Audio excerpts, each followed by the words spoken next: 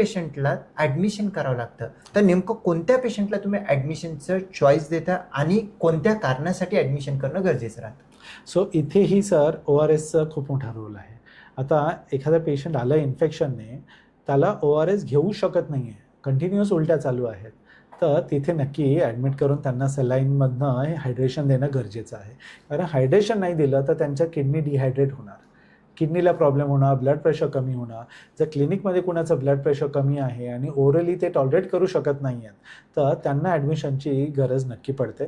त्यात अजून कधी आपल्याला काही सिव्हिअर इन्फेक्शनसारखं वाटलं की तिथे हायग्रेड फीवर आहे, ब्लड वगैरे येत आहे, सिव्हिअर अगदी शॉर्ट टर्म डायरियामध्ये सुद्धा ब्लड दिसतं, सिव्हिअर इन्फेक्शनमध्ये दिसतं, तर यांच्यामध्ये थोडं केअरफुल, कारण आपल्याला ते इन्फेक्शनचं लवकर कंट्रोलमध्ये आणणं गरजेचं ठरतं. आणि सलाईनमधनं वगैरे जे औषधं आपण देणार, they are the best fastest way to Definitely. Control that severe आणि इन्फेक्शन. हायड्रेशन सुद्धा खूप चांगलं मेंटेन करू शकतो. हायड्रेशनसाठीच मेनली आपण ॲडमिट करतो. बाकीचे अँटीबायोटिक्स 24-48 आवर्समध्ये आपण ओरली चेंज करून पेशंट घरी पाठवू शकतो सर. तसं